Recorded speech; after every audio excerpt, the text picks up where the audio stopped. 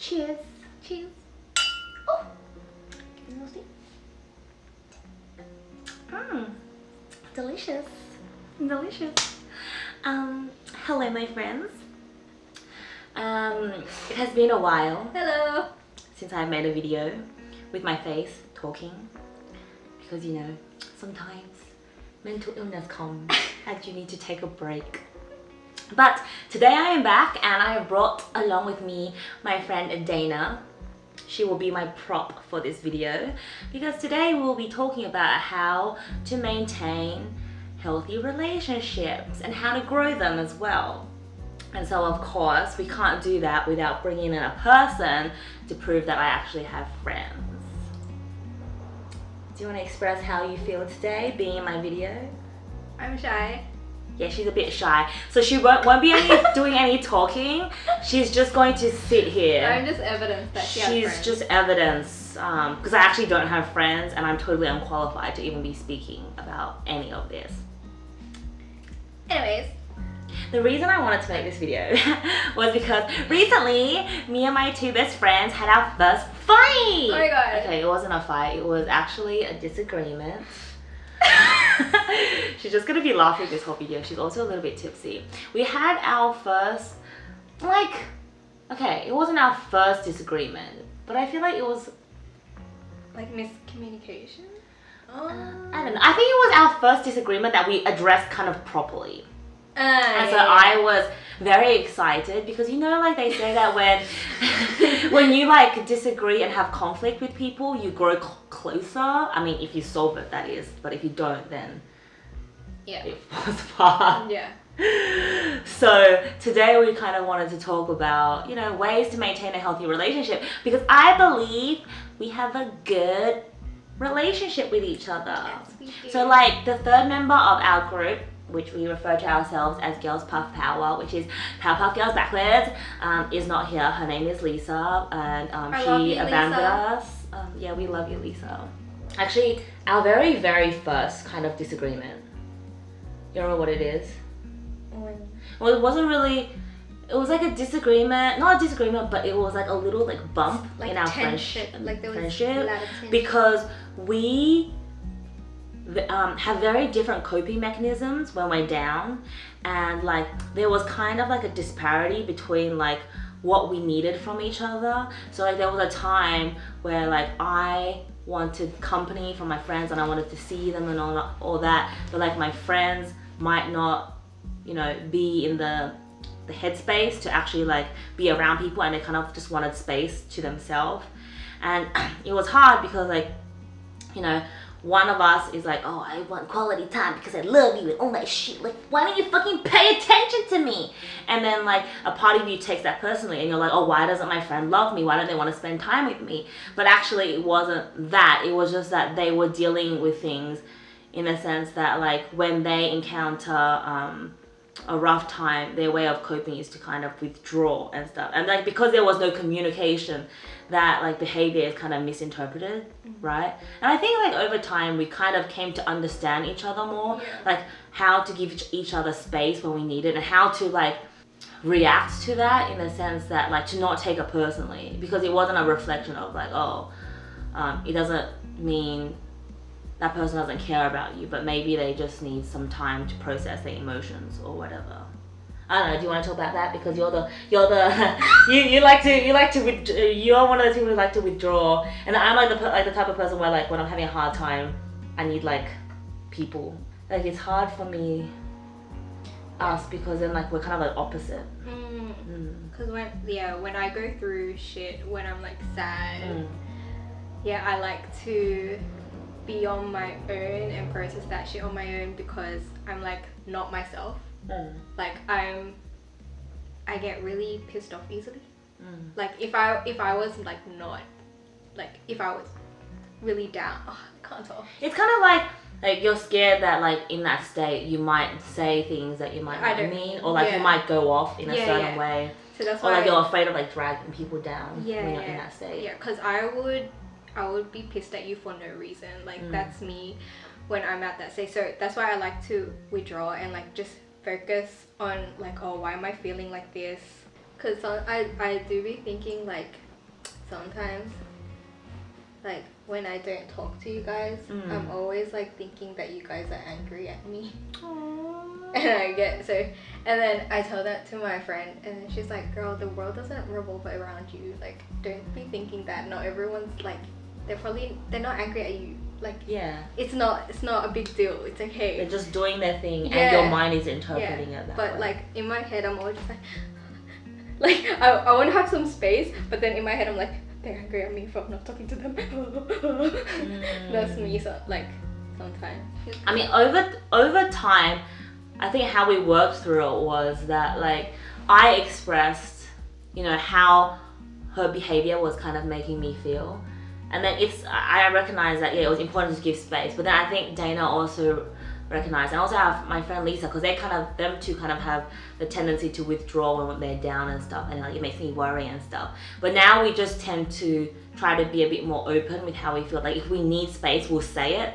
And then that way, like there's no kind of misinterpretation of like, oh, why they're suddenly not like talking and like wanting to spend time with us. It's not a reflection of, you know, something that we did or something about us per se, but it's just that they want to have some time to themselves. And, you know, as friends, that we should kind of give them that space that they need, but also, you know, check in and like reassure them that like we're here to support them when they need, right? Yeah, because like I also think that's another thing about maintaining like a healthy relationship. It's, you don't always want to talk about it, but it's sort of nice to still be reminded that there are people there for you. Exactly. Yeah. Yeah. It's like, because sometimes when you talk about it, sometimes you can get even more like triggered. Yeah. I guess. Yeah. And then but like just having someone there and just being like, oh yeah, I'm still here, like it's all good, like the world's okay. And then it just makes me feel like, okay, stop like thinking about yourself, like everything's okay. Yeah. Kind of thing. I think also because like sometimes people don't want to talk about it because the last thing they want to do is like have that on their mind when maybe what they want is like a distraction.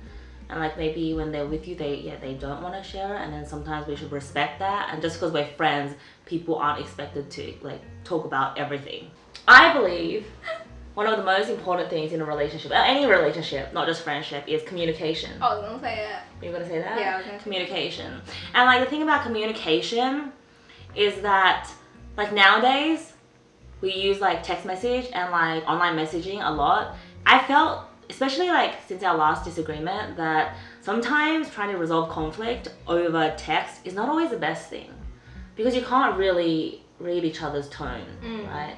And I think especially when you're just like socially anxious, you tend to think that everyone texting you is angry at you. Yeah. Well, that's me. Like That's, everyone yeah. that texts me, I'm just like, why are you angry? why are you angry? Like, Yeah, so like especially recently we thought that when resolving conflict, it's either better to do face to face or maybe like over a phone call or a video call, because then you can actually hear the tone of what the other people are saying and you can read their body language, and so you're not just kind of assuming what they're kind of implying, because sometimes it's very hard to tell.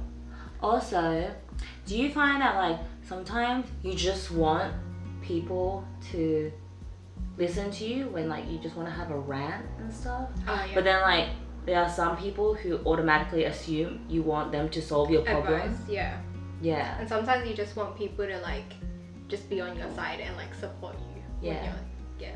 Just like listen to me Yeah. and just, agree with everything I fucking say. Just let me complain a bit, let me rant, Yeah. and then just let me get it off my chest and pretend that everything I say is right. Just for the moment. Just let me have this moment.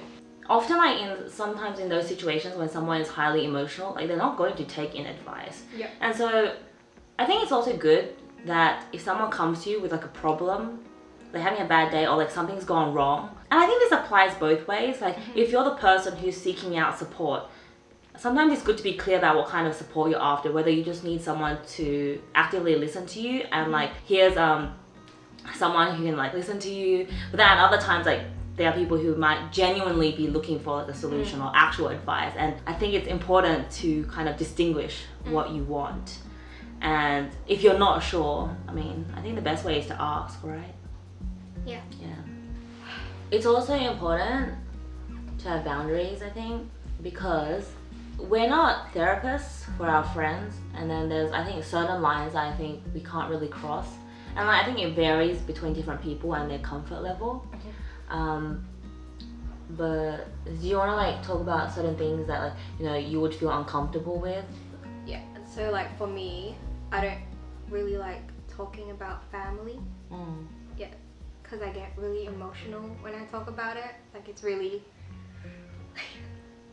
Can be kind of triggering. Yeah, for me. I think, yeah, unless like I really like want to talk about it, and that's when I will talk about it. But like most of the time, it's hard for me.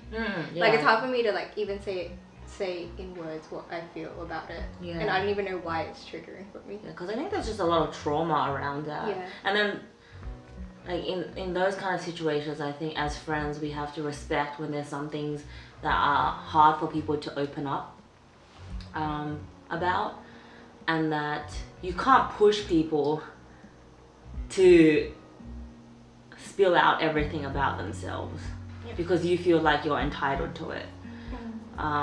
Like being close to people doesn't mean that you have to know every single thing about them. Like if they're comfortable with doing so, then you know that's a thing for them. And I think it's also really important just to be mindful of, because everyone is going through their own thing. Everyone is like struggling with their own stuff, like mentally and like day to day. And then sometimes we forget that like we're not the only ones going through hardship. And then I think sometimes it's good to check in like with your friends when you're about to basically unload something that's super emotionally heavy, because not everyone will be in the headspace to listen to that and, you know, process it with you. Yeah, right? Sure. And I know some people, because I have like mentioned to this some people, and there's people who kind of find it like really ridiculous. Yeah, that like, well, not ridiculous, but they didn't like, it didn't really occur to them, because they're like, well, you know, as friends, you should always be there for each other, right? But actually that can be kind of unhealthy and toxic, because you can end up having this like a really unbalanced kind of relationship. Like sometimes one person might always be like looking to the other person for advice, for help, for emotional support, and that could be like really overwhelming for the other person. It could feel suffocating. Suffocating. Yeah. And yeah, I think there's a lot of people who have like really unbalanced kind of relationships like that, where like one person will really leech on, and that also like plays into stuff like, oh, like friends who get really like jealous or possessive.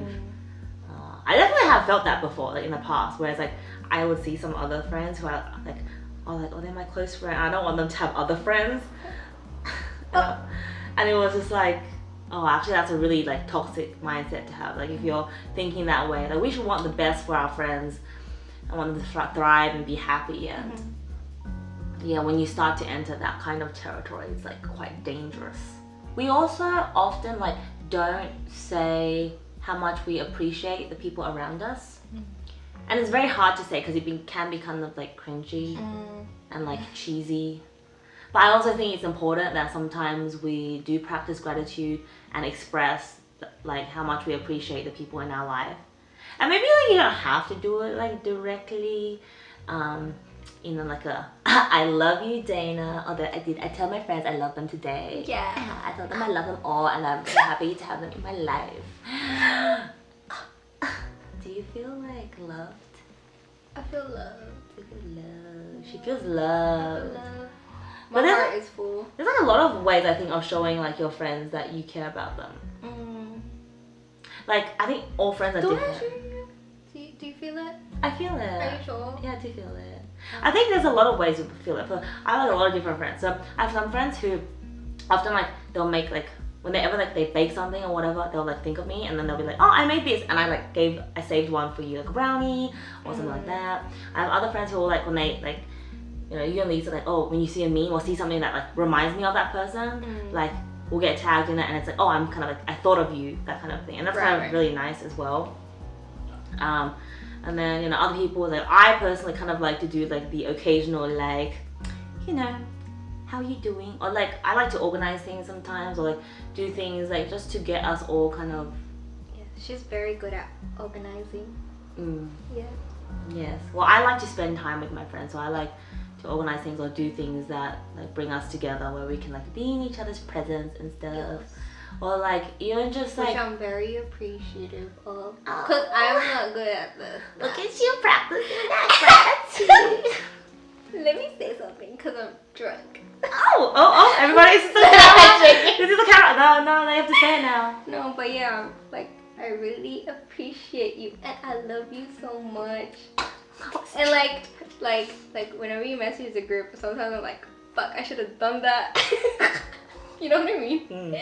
But like, yeah, but you're really good at like putting yourself forward and like thinking of others, and like, I love you. Okay, this is an example of how you show gratitude to your friends. And this is not scripted. I hope. Yeah. Practice gratitude. It doesn't always have to be like direct. Yeah. You know? It could be simply of a like, how are you coping lately? You know, just like to show people you're kind of thinking of them and you're like there for them. Like, this made me think of This made me think of you. Or like, just like, I hope you're doing well today because you deserve the fucking world. You know, it doesn't have to be cheesy as fuck. Yeah. But it can be if you want it to be. Bring me the cheese. Mozzarella. CGI pizza here. Yes.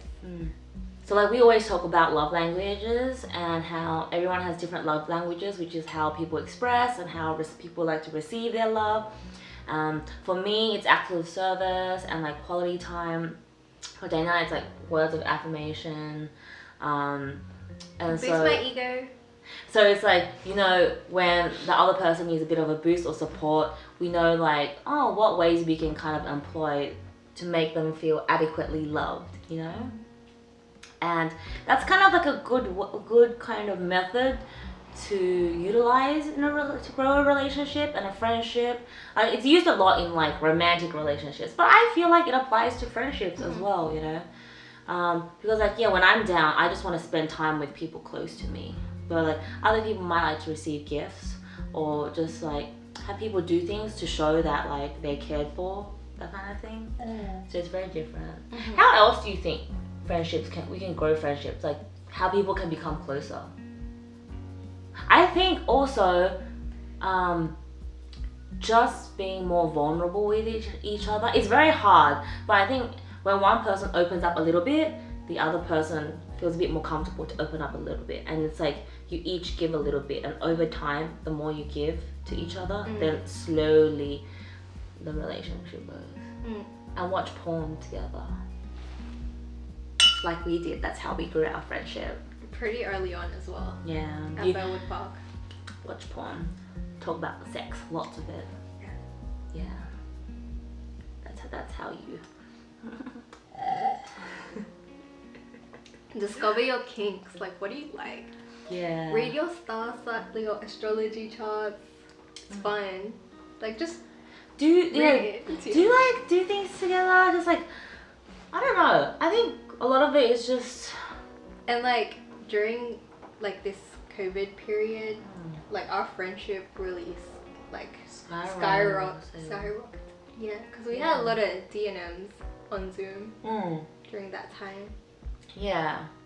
Yeah. It was a good way. I think like it's nice to have like outings and stuff like that, but it's also really nice sometimes to have like sit downs with your friends where you just chat about like anything and everything. We got a game. I'm not promoting the game. I was about to say that as well.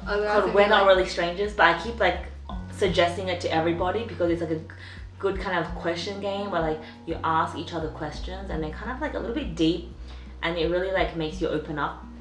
Challenges you to talk about stuff you might not normally talk about. Yeah, it's interesting. Like she found out some lies I told you. Oh yeah. Alright. We'll save that for another video. Stay tuned. It ain't that deep, guys. It's not that deep. It's pretty funny actually. But yeah, you'll have to keep following my channel for that video in the future. Also, like when you have friends, often people will tend to look for like common interests and stuff.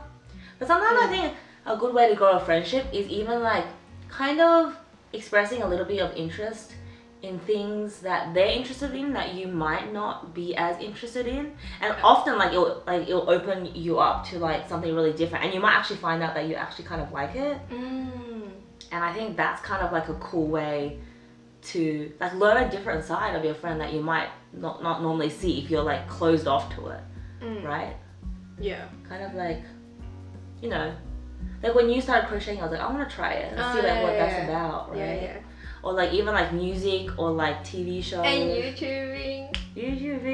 Like do things together. Or like, you know, you can like mutually just inspire and motivate each other. Like we decided to do YouTube together because we felt like we could, it was something that like we could share like this experience but also kind of like push each other to, you know, create and do something. And that like excitement and all that brings us a lot closer because we have something to get excited and to talk about. Right? Yeah. Amazing.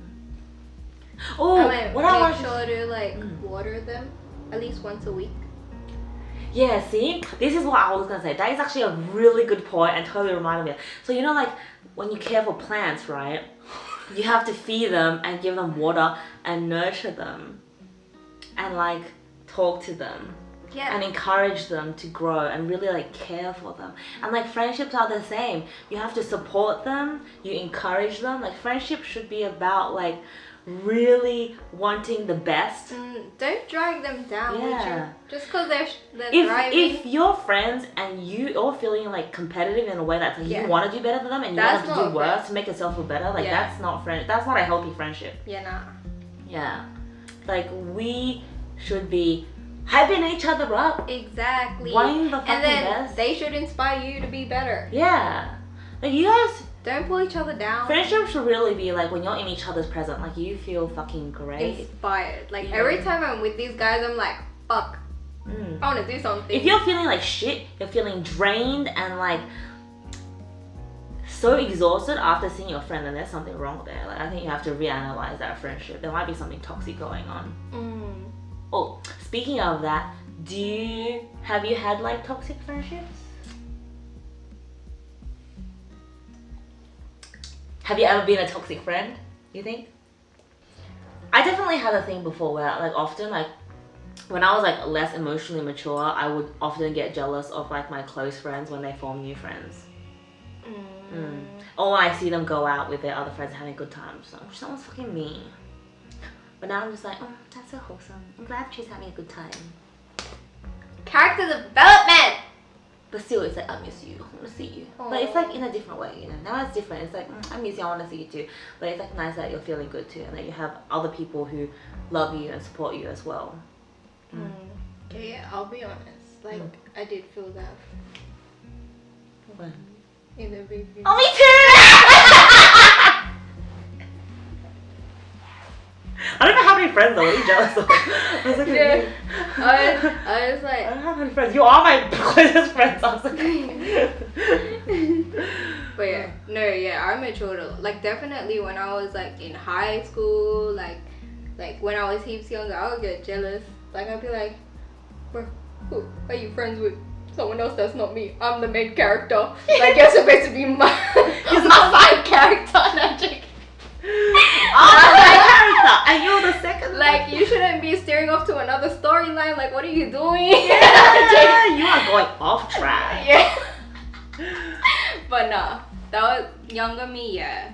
But like, but we grow over time. We learn from our mistakes, and we develop. But yeah, the thing like that's great about all of us is that like it's really hard for us sometimes to acknowledge our own problems and flaws. But I think what makes our friendship close is that we all kind of try to recognize the problems we have and we try to work on it, because ultimately like it's not like, oh, if one person is right then like, oh, we're gonna feel good. The whole point is that like we want to fix like the problems and like the things that we're all struggling with in order to benefit like the whole friendship as a whole. If we're just focused on like, oh, like my own ego, or like I just want to look good, or like I don't want to admit like anything I do wrong, then no one's really going to benefit from that. Put your ego down. Yeah, put your ego. Ego can be dangerous. I still have ego sometimes. It's very hard, but you know, we're Like, working on it. One of the things I realized during all this like introspective thinking this year was like not all your opinions are right. Or like, because sometimes like when people say something and I'm like, oh, that's so wrong, and I get really defensive easily. Like I'm just like, how could you think that? Like it's, you have to sit back and just like listen to their point of view and just be like, okay, I get that. Just like opening your mind to different perspectives existing. Yeah. Because sometimes it's very easy to get caught up in your own bias, or like something, because you've been only looking at something from a certain way for so long, and then you forget that, oh, people have different experiences and sometimes they have different thoughts, and that instead of getting defensive straight away, sometimes it's good to just like kind of take a step back and just listen to what other people have to say. Because maybe if you actually try to listen, instead of getting like super defensive and just trying to negate everything they say, then you might actually like hear something worthwhile. Like maybe something they're saying actually has some kind of, you know, value to it. I actually think friendship is really fun though, because it's kind of hard, but then when you always like look back into like how much you grow, it feels really satisfying. It is. And then you just look at it, you're like, oh, it's so cute, like how far you've grown together, It's and like everything bro, you've we were been through. stupid. Oh yeah. We were like, it's not that serious. But it's so fun. And then it's just like, you just imagine yourself like 10 years from now. It's like, what are we gonna be like? Yeah. We're gonna be hot ass middle-aged women. Middle-aged, damn. Wait, 10 years? Yeah, oh no, not really. No, we're not that old yet. It's only 30. We'll be in our 30s. 30, We'll still be hot as fuck. flirty, and thriving. Yes. I keep like putting my mouth on this champagne bottle. Like there's nothing. It's not a bottle, a champagne cup thing, glass, and there's nothing in there anymore, which means that I need more alcohol. Oh. Which also means that this video has to come to an end. Oh. But I would just like to give special thanks to my guest, Dana, here today. So give you a look at her. Oh, look how cute she is. If you know, you know. Thank you all for listening to my video. Ooh, I just like splashed that on you guys. Bless you all with holy water. May you all have a good day. I love you. Oh, can you do my outro, Dana? Subscribe to my YouTube channel, dvna3. And my one? And Just mine. Okay. Please subscribe, like, and comment so we can continue making videos that we like, right? Yes. Okay. To drink some more alcohol. Okay. Love you.